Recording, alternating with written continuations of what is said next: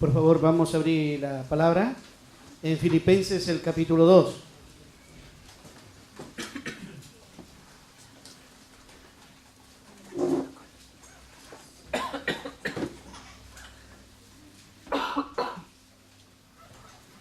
Y vamos a dar lectura de los versos 25 al 30.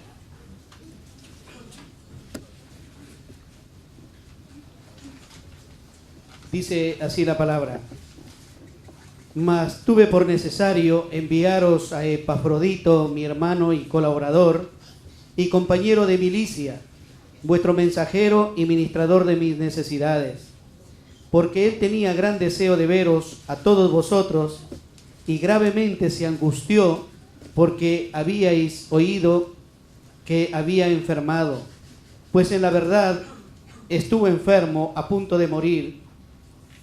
Pero Dios tuvo misericordia de él, y no solamente de él, sino también de mí, para que yo no tuviese tristeza sobre tristeza. Así que le envío con mayor solicitud, para que al verle de nuevo os gocéis, y yo esté con menos tristeza. Recibidle pues en el Señor con todo gozo, y tener en estima a los que son como él, porque por la obra de Cristo estuvo próximo a la muerte, exponiendo su vida para suplir lo que faltaba en vuestro servicio por mí. En realidad, el servicio a Dios reclama la participación de hombres y mujeres, ¿no es cierto? El servir a Dios tenemos que involucrarnos todos los que hemos sido redimidos, salvados, limpiados por la sangre de Jesucristo y estamos en la iglesia. Y entonces hay que entregarnos a esta linda, hermosa y preciosa tarea, pero la pregunta que tenemos que hacernos es: ¿qué clase de hombre? ¿Qué clase de mujer? Es decir, necesitamos un modelo, necesitamos un paradigma, necesitamos una plantilla adecuada, correcta, para nosotros poder decir: esta es la forma de ministerio que necesitamos. Y a mí me parece que el modelo desarrollado por Pablo y encarnado en este caso en Epafrodito es uno de los más adecuados que podemos nosotros utilizar en la tarea que venimos desarrollando como líderes, como obreros, como servidores, como colaboradores. Me encanta la palabra cuando el Señor dice colaboradores. Y colaborador es aquel que está lado a lado, sirviendo, trabajando en el mismo nivel, en el mismo nivel. Entonces, vamos a ver esto. En primer lugar, para tener un buen modelo para el servicio a Dios, número uno, necesitamos un claro sentido de identificación. Un claro sentido de identificación. La identificación responde a una pregunta muy sencilla: ¿quién soy yo? ¿A quién pertenezco? ¿Con quién me identifico? Y por eso, fíjese el verso 25: mas tuve por necesario enviaros a Epafrodito. Pablo tenía, si usted ve en el verso 19, hay un título, dice Timoteo y Epafrodito. Yo bien hubiera tocado Timoteo, pero Timoteo es bastante conocido. Quería tocar un personaje que casi no lo conocemos, pero que tiene un modelo de servicio para todos nosotros. Y Pablo aquí a esta altura tenía que definir: ¿envío a Timoteo o envío a Epafrodito? Y decide precisamente enviar a Epafrodito, que tenía un gran sentido de identidad. La situación emocional y particular por la que estaba atravesando el apóstol Pablo, recuerden que estaba enfermo, estaba en cadenas. Él empieza precisamente este libro de Filipenses estando preso. Y qué interesante, muchos han llamado, esta es la epístola del gozo. ¿Cuándo hemos visto un preso feliz, dichoso y con gozo en el alma? ¿Y sabe por qué? Porque el gozo no depende de las circunstancias externas, el gozo depende de las circunstancias íntimas. Yo, aquí cuando nosotros cantamos, dice ese gozo nos puede dar el Señor, a pesar de que podamos cargar con una enfermedad, podamos tener un problema, podamos tener circunstancias que nos apretan, que nos enfrentan, que nos complican, que nos ponen entre la espada y la pared, pero el gozo de servir al Señor nadie nos va a quitar. Nadie nos va a quitar. Epafrodito es un nombre raro, ¿no es cierto? ¿Alguno conoce un Epafrodito? ¿No? ¿No es cierto, no? Nunca he escuchado aparte de la palabra. Y el nombre literalmente significa honrado por Afrodita. Honrado por Afrodita. Ahora, Afrodita, como ustedes saben, era la diosa del amor, del placer, de la belleza, de la lujuria, de la reproducción sexual. Es esta diosa propia de los griegos, evidentemente, ¿no es cierto? Entonces, y aquí el nombre transmite una palabra de hermoso, fascinante, encantador, amigable, significa Epafrodito. Este era un hombre bueno, generoso y muy comprometido con la obra. Yo diría identificado. Mis amados, si uno en la iglesia no tiene una identificación, va a ser complicado servir al Señor. Tú tienes que identificarte con Cristo, con la visión de Cristo, con el trabajo de la iglesia. Tienes que tener una identificación clara. Ahora, por ejemplo, si a usted le dice, discúlpeme, ¿usted de dónde es? Podría decir, yo soy de Estados Unidos, soy de Rusia. Sacan un documento muy pequeñito que en mi país se llama DNI, que te identifica. Pero cuando nosotros tenemos el Espíritu Santo, no necesitamos ese papelito, porque saben que respiramos el mismo aire, transmitimos el mismo mensaje, disfrutamos del gozo, podemos ser de un país y de otro país. Decía un hombre, yo no sabía nada de ruso y él no sabía nada de inglés, pero los dos éramos hermanos y estábamos saltando de alegría porque había un lenguaje en común, que es el lenguaje del Espíritu. Así que el creyente tiene que tener un claro sentido de identificación. ¿Por qué? La identificación permite dos cosas. Número uno, bendiciones. Fíjate lo que dice el verso 25. Mas tuve por necesario enviar a Epafrodito, mi hermano.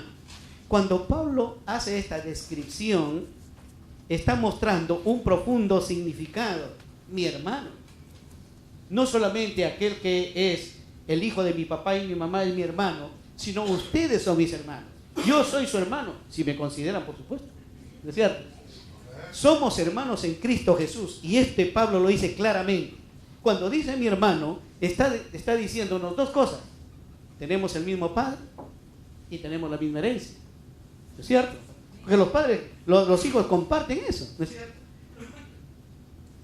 En la doctrina de la teología, la doctrina teológica de la adopción, la adopción es el acto originado en la gracia de Dios, por la cual establece Él una relación paternal con los pecadores a quienes Él ha perdonado y ha justificado.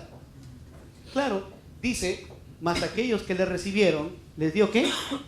La potestad, el poder, la autoridad de qué? De ser hechos hijos de Dios. Ahí está la doctrina de la adopción.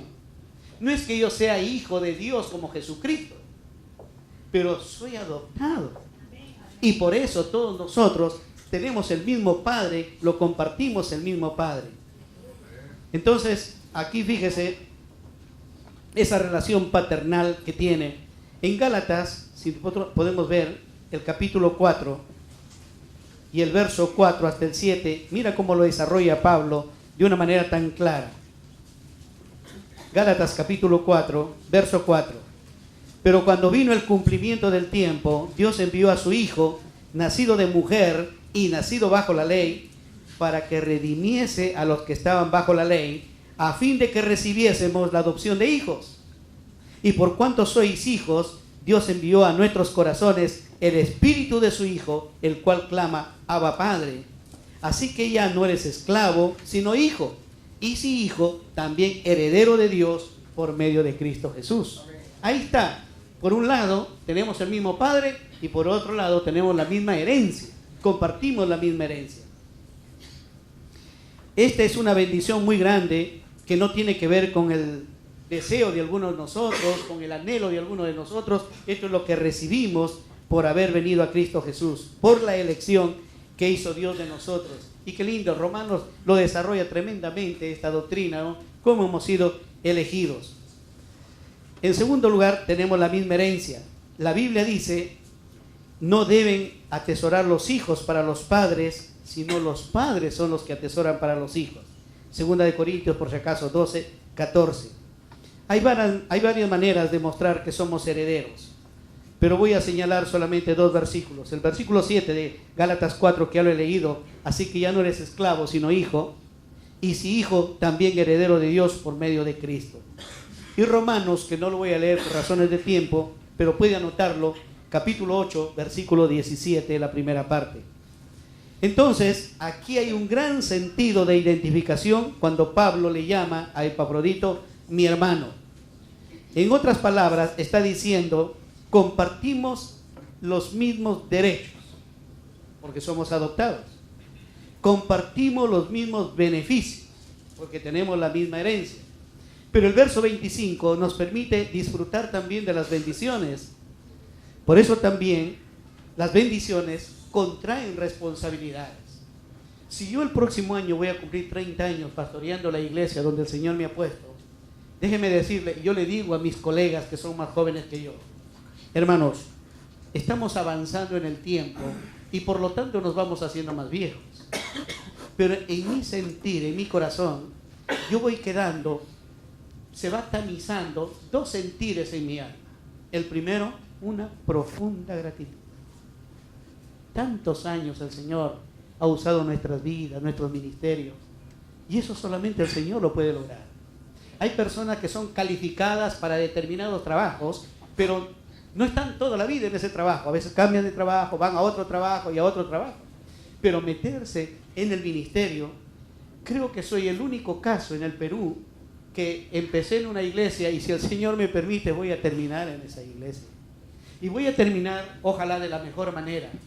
Porque hay algunos que empiezan bien, pero terminan muy mal. Es el caso, por ejemplo, de Judas. Empezó muy bien, pero ¿cómo acabó? Pedro empezó muy mal, pero terminó muy bien. Pablo empezó muy mal, persiguiendo a la iglesia, pero ¿cómo terminó? Muy bien. ¿No es cierto? Tenemos que considerar cómo ingresamos en la vida cristiana y cómo debemos de terminar. No solamente cómo empezar, porque uno siempre se remite al pasado y puede decir, yo fui esto, yo fui este otro, yo hice esto. Pero ahora, ¿y qué perspectiva tiene? Entonces, el primer sentir en mi corazón es la gratitud profunda en mi alma que tengo al Señor. Y la segunda es un tremendo peso de responsabilidad. ¿Y sabes por qué? Porque yo estoy dejando un legado para mi hijo, que es pastor, igual que yo, y ministra en la iglesia. Él está encargado de nuestra iglesia mientras yo estoy aquí. Entonces le está haciendo mis veces, está sirviendo al Señor. Está casado ya 1 año y medio. Y yo lo veo un lindo pastor. Tiene toda la aceptación de la iglesia lo ama. Y yo digo en mi corazón, Señor, el día que yo me vaya, ese hombre puede quedar. Ahora, no depende de mí. Depende de Dios en primer lugar y la iglesia que va a elegir. Pero si Dios en su gracia me permitiera proponer a alguien, yo propondría a él. Entonces es importante esto cuando vemos nosotros también las responsabilidades. Fíjate lo que dice aquí Pablo en el verso 25, la segunda parte. Mi hermano y colaborador. Esto es algo que muchos rehuyen. Quieren disfrutar de las bendiciones, pero no de las responsabilidades. El adolescente, por ejemplo, quiere disfrutar de todo lo que los padres tienen, pero no quiere tener responsabilidad. ¿No es cierto?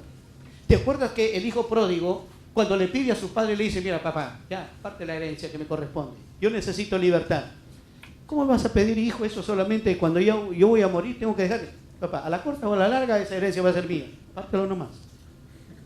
Quiere la libertad, pero no la responsabilidad que entraña la libertad. Y muchas veces nosotros somos así. Tenemos que tener la responsabilidad, por supuesto. Aquí cuando Pablo habla de Epafrodito, dice que era su colaborador. Y como hace un instante dije, la palabra colaborador ha ido perdiendo su connotación en el tiempo. Ha ido devaluándose.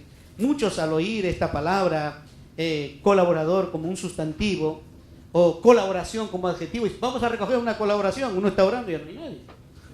¿Cierto? Mientras estamos orando todos ya se han ido, no quieren colaborar. Y la palabra aquí colaborador es muy importante, significa trabajar juntos, lado a lado, codo a codo, decimos en mi país. Yo tengo un equipo pastoral de 11 personas y les digo a ellos, hermanos, procuren ustedes salir de vacaciones entre enero y febrero. Yo me voy a quedar con mi hijo, nos vamos a quedar a cargo de la iglesia. O sea, todo el trabajo va a recaer en nosotros.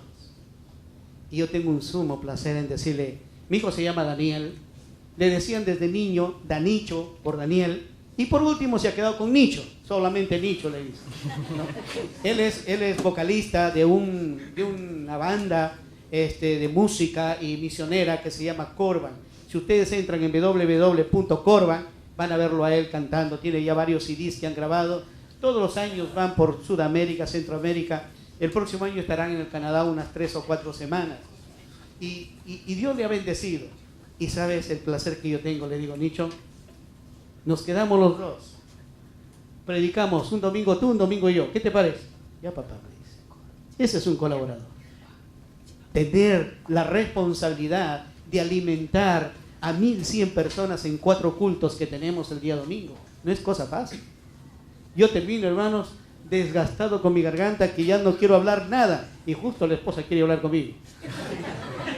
Como suele ser, uno llega y te pregunta, ¿cómo está esto? ¿Cómo te lo ha visto a fulano? ¿Lo ha visto a Mengano? Y mi amor, mañana pregúntame todo lo que quieras, le digo. Colaborador significa compartir la tarea, ambos. Colaborador significa tener una clara disposición de servicio. Ahora, algunos no están muy de acuerdo con la palabra líder porque dice que esta es una palabra traída del mundo secular. Pero realmente, hermano, cuando uno tiene el deseo de servir, te llamen servidor, te llamen colaborador, te llamen líder, lo que te llamen no importa. Lo que importa es lo que haces para tu Rey y Señor. Eso es lo importante.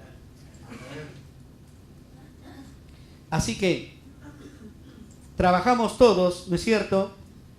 No solo por el compromiso, no solo por interés, no solo por imposición. Me temo que muchos, por ejemplo, en las iglesias, están, y lo digo por mi propia iglesia, casi por compromiso. Nosotros la iglesia lo tenemos dividida en sectores. Sector 1, 2, 3, geográficamente, de acuerdo a la ciudad. El día sábado yo voy a poner un mapa de mi ciudad y ahí donde están funcionando. Entonces yo puedo abrir la próxima iglesia en un sector que ha crecido y que no tengo iglesia. ¿Me dejo entender? Y es bueno esto, porque esto nos da el sentido de poder trabajar, de poder estar lado a lado, de tener el mismo sentir. Y a veces yo encuentro que, por ejemplo, pastor de un sector, el sector 1 o el 3 o el 5, me dicen, pastor, la hermana fulana dice que ya no quiere servir, que va a cerrar su casa. Y uno se pregunta, ¿a quién sirve? ¿Por qué lo hizo? ¿Cuál es su motivación que abrió su casa? A veces somos muy emocionales y levantamos, yo quiero abrir mi casa.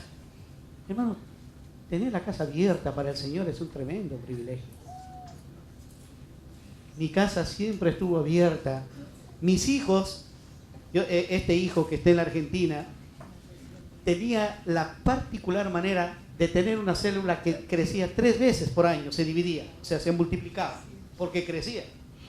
Pero a veces venía, yo tengo algunas pinturas, porque la mayor parte he vendido, pero algunas pinturas que mi esposa ya se ha apropiado y que están ahí en mi sala. Entonces yo llegaba y veía, por ejemplo, me daba cuenta que aquí el marco de la pintura rajado. Lo habían tumbado los chicos al momento de jugar, hacer. Yo lo llamaba Paul porque era el pastor de célula. Paul, ¿tú sabes cuánto vale este marco? 150 soles, que vamos a decir en dólares para más o menos manejar, sería unos $50. Hijo, eso vale caro. Yo me decía, papá, ¿y cuánto vale un alma? Tómale un alma. Me dejaba callar. Porque en realidad es un tremendo honor abrir la casa para que otros conozcan al Señor. ¿Qué cuesta? Claro que cuesta. En segundo lugar, un profundo sentido de servicio.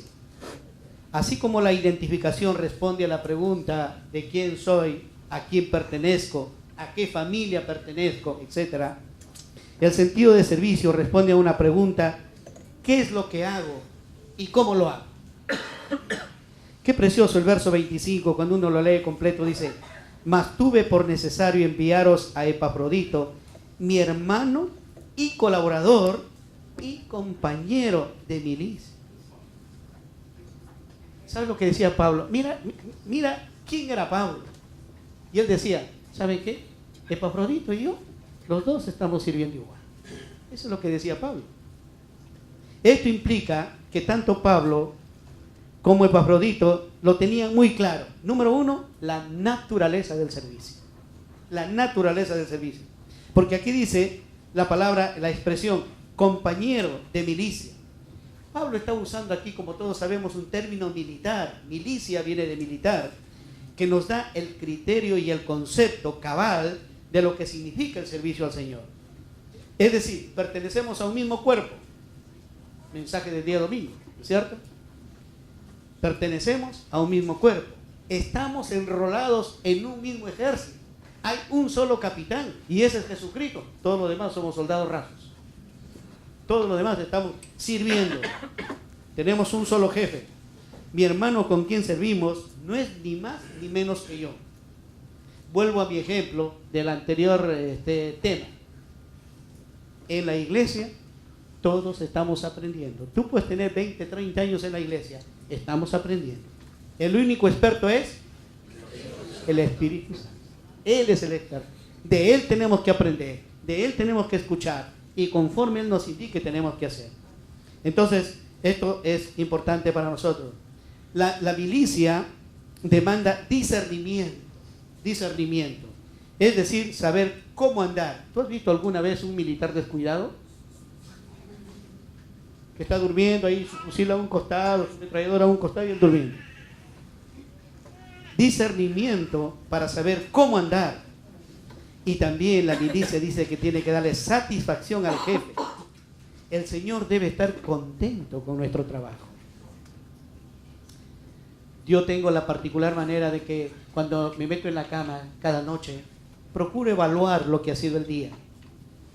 Y me doy cuenta que hay varias cosas por las cuales pedir perdón al Señor. Oportunidades desperdiciadas. Dios nos da oportunidades para hablar a otros de Cristo. Y a veces uno no lo hace. Como también decirle: Señor, gracias por esta linda oportunidad que me has dado. Gracias por esto, por esto, por esto. Agradecerle al Señor. Evalúe su vida. Y permítame preguntarle: ¿lo que hace le da satisfacción al Señor?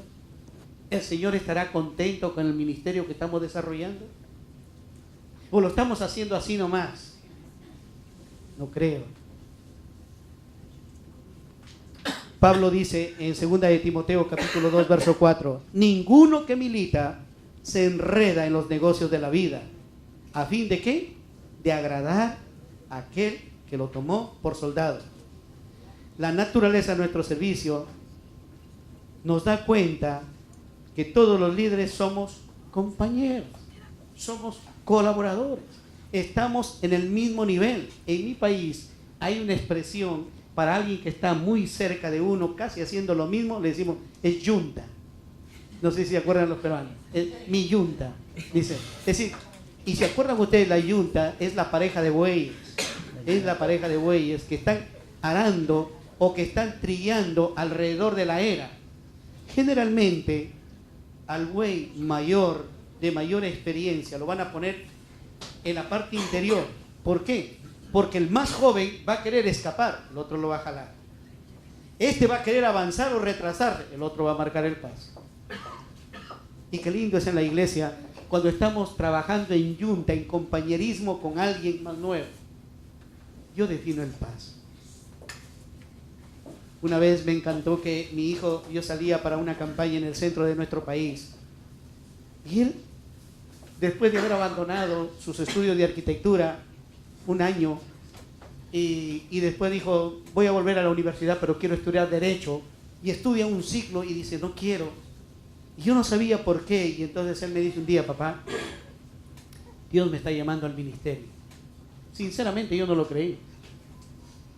Y entonces le mandé que hablara con un misionero, y el misionero, después de 2 horas o 3 horas en su oficina, él me llamó y me dijo, mira, tu hijo tiene ministerio.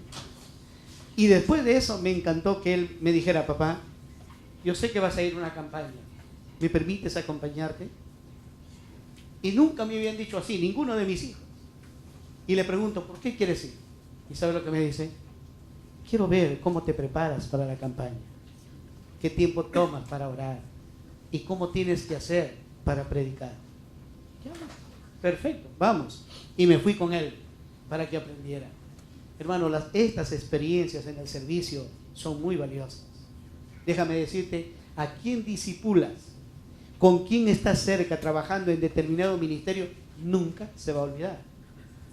En estos días, justamente llegando aquí, he recibido unos correos y por Facebook me ha escrito aquel que fue el pastor de mi iglesia cuando yo llegué por primera vez, un jovencito. Se llama Alejandro Montes. Él está en los Estados Unidos, desde que se fue prácticamente no ha vuelto.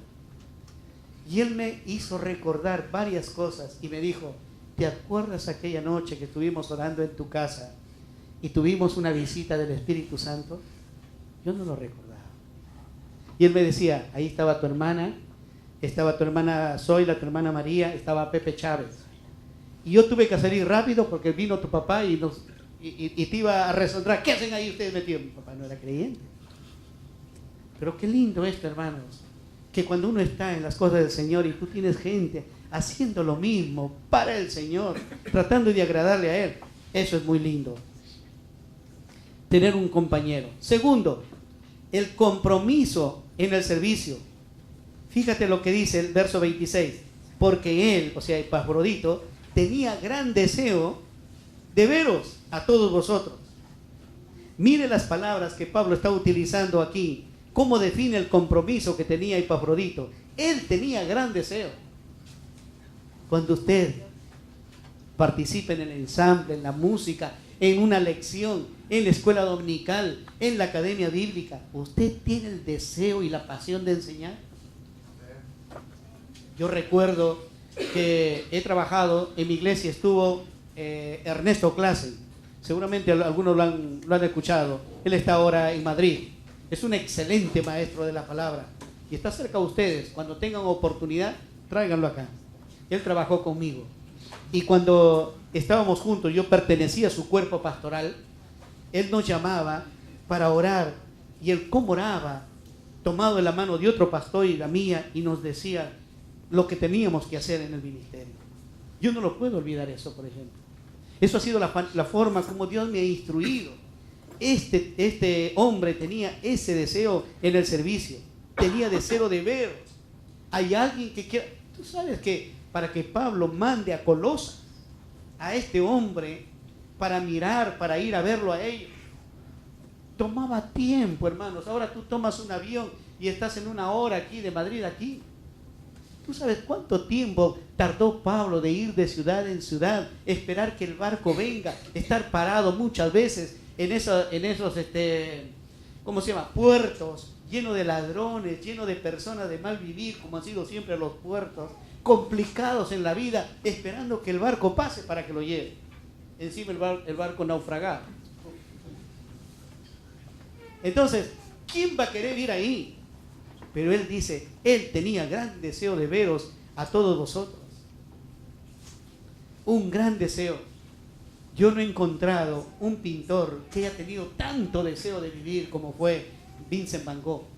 Hay un libro escrito por Irving Stone, que es una biografía novelada de Van Gogh, que se llama precisamente El anhelo de vivir. El anhelo de vivir. Entonces uno se da cuenta que uno desea hacer eso. Hay un anhelo fuerte, es un deseo vehemente, grande, tremendo. Este tipo de sentimiento y de compromiso, yo a veces no lo hallo en muchos líderes. Cuando uno dice, hermanos, el día lunes queremos venir a hacer limpieza, nadie escucha. Nadie escucha.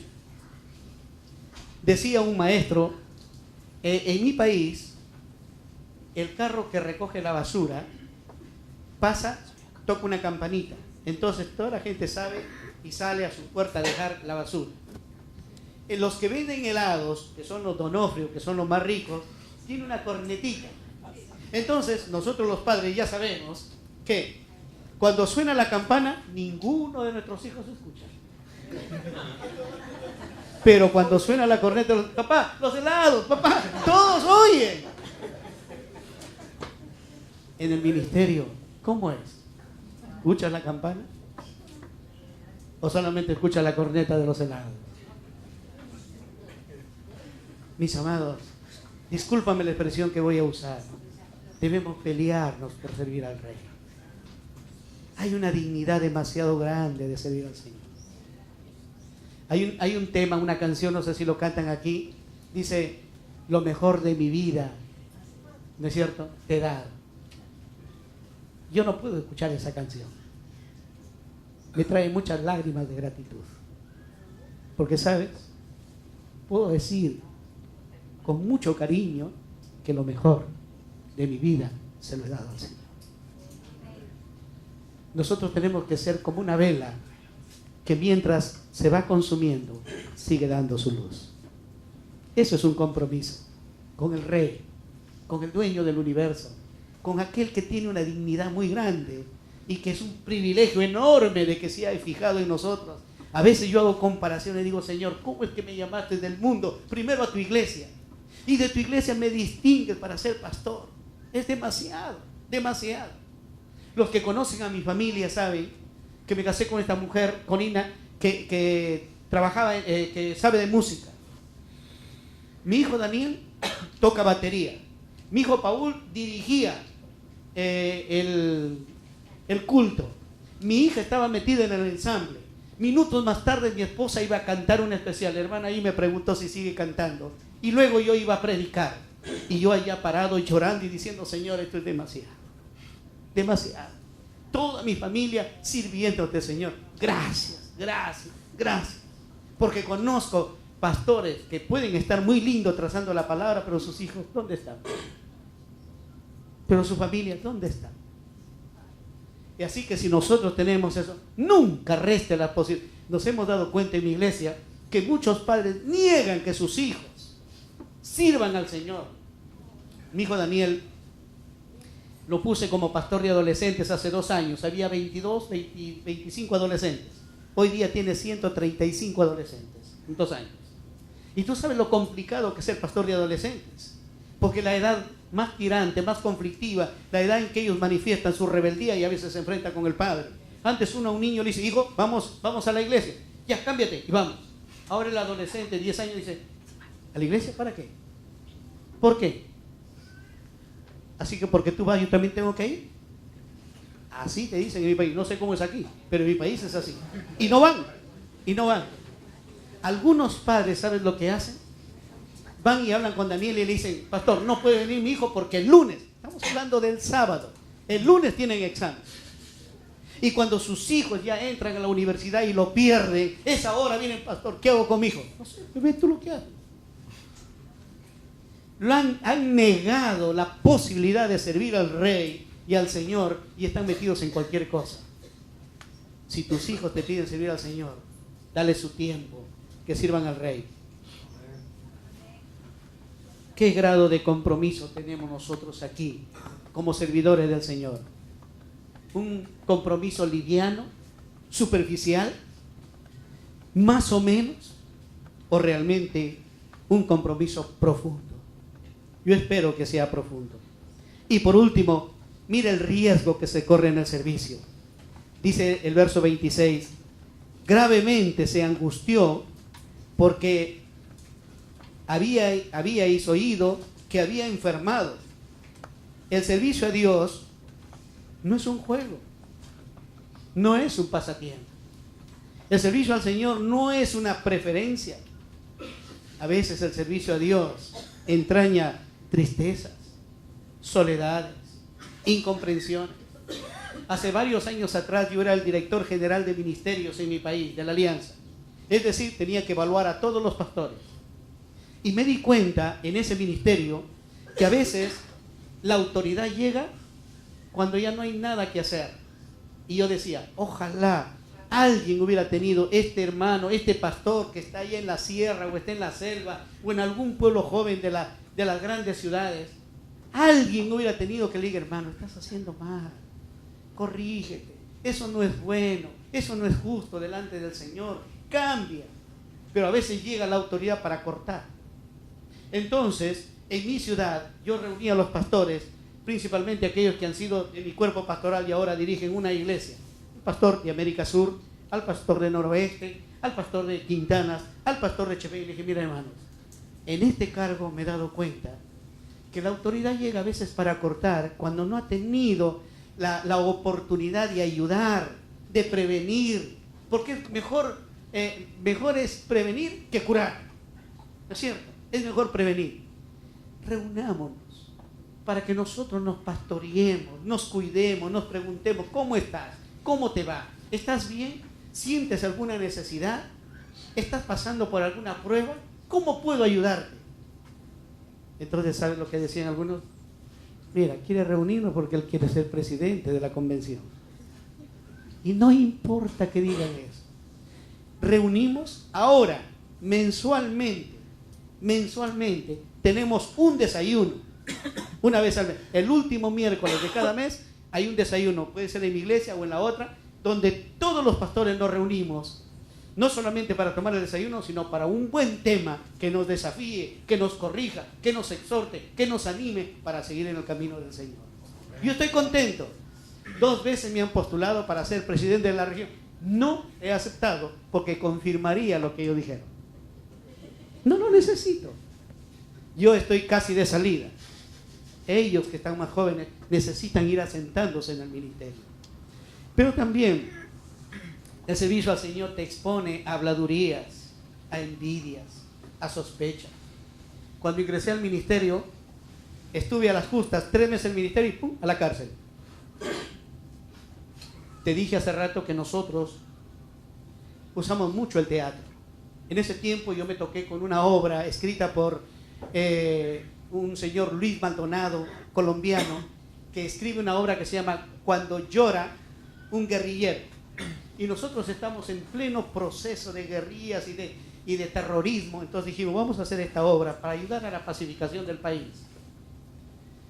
Y en plenos ensayos, era un 18 de diciembre de aquel año, y en pleno ensayo, yo dirigiendo la obra, mis hijos vestidos, todo como si fueran terroristas, porque la obra así de eso se trata, una mujer a quien en una consejería no le di la razón porque estaba evidentemente equivocada, fue a un teléfono público y llamó a la policía. Dijo, ¿sabes que hay un grupo de terroristas en la Alianza ahorita metidos ahí?